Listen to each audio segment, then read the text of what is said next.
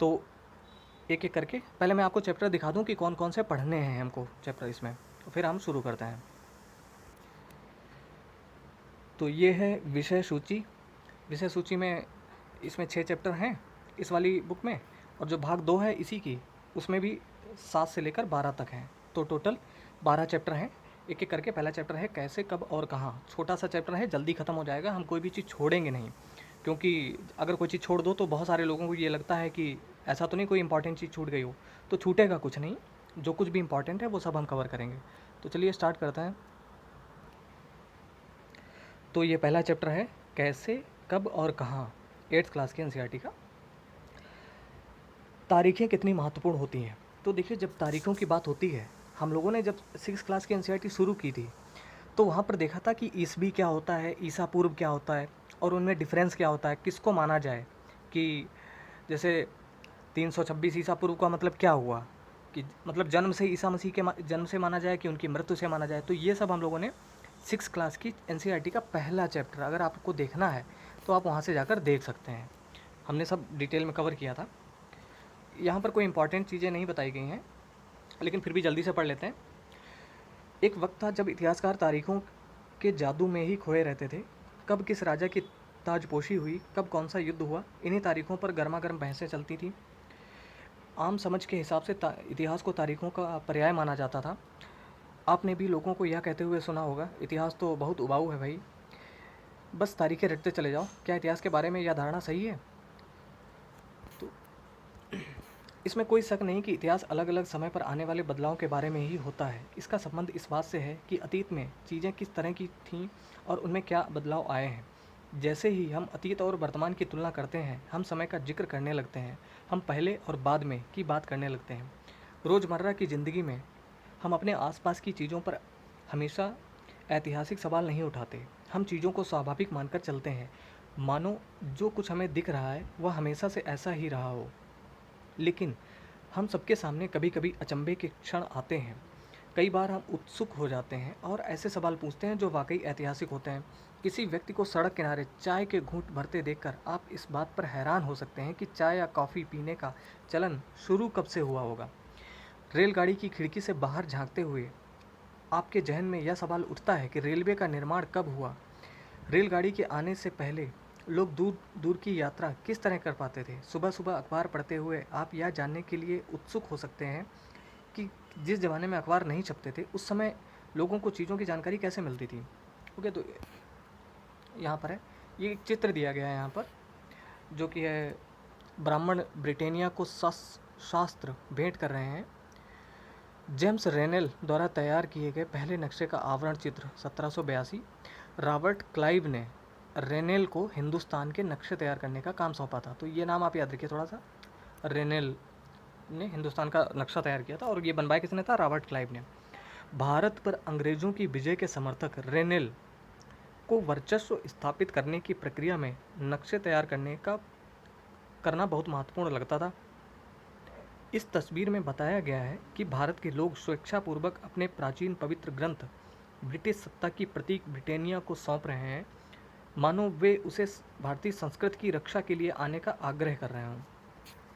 आगे बढ़ते हैं। इसमें कुछ इंपॉर्टेंट, इस चैप्टर में कुछ इंपॉर्टेंट बातें भी हैं जो काफ़ी ज़्यादा इंपॉर्टेंट हैं, तो उनको भी देखेंगे। ये सारे ऐतिहासिक सवाल हमें समय के बारे में सोचने के लिए प्रेरित कर देते हैं। समय को हमेशा साल या महीने के पैमाने पर ही नहीं देखा जा सकता। कई बार ऐसी प्रक्रियाओं के लिए कोई तारीख तय करना वाकई गलत होता है, जो एक लंबे समय तक चलती रहती है। भारत में लोगों ने अचानक एक दिन सुबह सवेरे चाय पीना शुरू नहीं कर दिया था। इसका स्वाद धीरे धीरे ही उनकी ज़बान पर चढ़ा था। इस तरह की प्रक्रियाओं के लिए कोई स्पष्ट तिथि नहीं हो सकती। मतलब कि हम ये नहीं बता सकते कि चाय पीना कौन सी तारीख से शुरू हुआ, ठीक है। इसी तरह हम ब्रिटिश शासन की स्थापना के लिए कोई एक तिथि नहीं बता सकते। राष्ट्रीय आंदोलन किस दिन शुरू हुआ या अर्थव्यवस्था या समाज में किस दिन बदलाव आए, यह बताना भी संभव नहीं है। ये सारी चीज़ें एक लंबे समय में घटती हैं। ऐसे में हम सिर्फ एक अवधि की ही बात कर सकते हैं, एक लगभग सही अवधि के बारे में बता सकते हैं जब वे खास बदलाव दिखाई देने शुरू हुए होंगे। तो फिर लोग इतिहास को तारीखों से जोड़कर क्यों देखते हैं? इस जुड़ाव की एक वजह है। एक समय था जब युद्ध और बड़ी बड़ी घटनाओं के ब्यौरों को ही इतिहास माना जाता था। यह इतिहास राजा महाराजाओं और उनकी नीतियों के बारे में होता था। इतिहासकार यह लिखते हैं कि कौन से साल राजा को ताज पहनाया गया, किस साल उसका विवाह हुआ, किस साल उसके घर में बच्चा पैदा हुआ, कौन से साल उसने कौन सी लड़ाई लड़ी, वह कब मरा और उसके बाद कौन सा शासक गद्दी पर बैठा। इस तरह की घटनाओं के लिए निश्चित तिथि बताई जा सकती है और इस तरह के इतिहासों में तिथियों का महत्व तो बना रहता है। जैसा कि पिछले साल की इतिहास की किताबों में आपने देखा, मतलब 6th 7th की एनसीईआरटी में आपने देखा है कि अब इतिहासकार बहुत सारे दूसरे मुद्दों और दूसरे सवालों के बारे में भी लिखने लगे हैं। वे इस बात पर ध्यान देते हैं कि लोग किस तरह अपनी रोजी रोटी चलाते थे, वे क्या पैदा करते थे और क्या खाते थे, शहर कैसे और बने और बाज़ार किस तरह फैले, किस तरह रियासतें बनी, नए विचार पनपे और संस्कृति व समाज किस तरह बदले। कौन सी तारीखें, कुछ तारीखों को महत्वपूर्ण मानने का पैमाना क्या होता है। हम जो तारीखें चुनते हैं, जिन तारीखों के इर्द गिर्द हम अतीत की कहानी बुनते हैं, वे अपने आप में महत्वपूर्ण नहीं होती। वे इसलिए महत्वपूर्ण हो जाती हैं क्योंकि हम कुछ खास घटनाओं को महत्वपूर्ण मानकर चलने लगते हैं। अगर अध्ययन का विषय बदल जाता है, अगर हम नए मुद्दों पर ध्यान देने लगते हैं, तो महत्वपूर्ण तारीखें भी बदल जाती हैं। एक उदाहरण पर विचार कीजिए। भारत में ब्रिटिश इतिहासकारों ने जो इतिहास लिखे, उनमें हर एक गवर्नर जनरल का शासनकाल महत्वपूर्ण है। ये इतिहास प्रथम गवर्नर जनरल वारेन हेस्टिंग के शासन में शुरू होते थे और आखिरी वायसराय लॉर्ड माउंटबेटन के साथ खत्म होते थे। अलग अलग अध्यायों में हम दूसरे गवर्नर जनरलों Hastings, Wellesley, Bentinck, Dalhousie, Canning, Lawrence, Lytton, Ripon, Curzon, Hardinge, Irwin के बारे में भी पढ़ते हैं। इस इतिहास में गवर्नर जनरलों और वायसरायों का कभी न खत्म होने वाला सिलसिला ही छाया रहता था। इतिहास की इन किताबों में सारी तारीखों का महत्व इन अधिकारियों, उनकी गतिविधियों, नीतियों, उपलब्धियों के आधार पर ही तय होता था। यह ऐसे था मानो उन लोगों के जीवन के बाहर कोई ऐसी चीज़ नहीं थी जिसे जानना महत्वपूर्ण हो। उन लोगों के जीवन का क्रम ब्रिटिश भारत के इतिहास में अलग अलग अध्यायों का विषय बन जाता था। ये यहाँ पे एक चित्र दिया गया है वारेन हेस्टिंग्स का। वारेन हेस्टिंग्स 1773 में भारत के पहले गवर्नर जनरल बने। इतिहास की किताबों में गवर्नर जनरलों के कारनामों, जीवनियों में उनकी गौरव गाथाओं और तस्वीरों में उनके भव्य व्यक्तित्व को उभारा जाता था। क्या हम उसी दौर के इतिहास को अलग ढंग से नहीं लिख सकते? गवर्नर जनरलों के इस इतिहास के चौखटे में हम भारतीय समाज के विभिन्न समूहों और वर्गों की गतिविधियों पर किस तरह ध्यान दे सकते हैं। जब हम इतिहास या कोई कहानी लिखते हैं तो उसे टुकड़ों या अध्यायों में बांट देते हैं। हम ऐसा क्यों करते हैं? ऐसा इसलिए किया जाता है ताकि हर अध्याय में कुछ सामंजस्य रहे। इसका मकसद कहानी को इस तरह सामने लाना होता है कि उसे आसानी से समझा जा सके और याद रखा जा सके।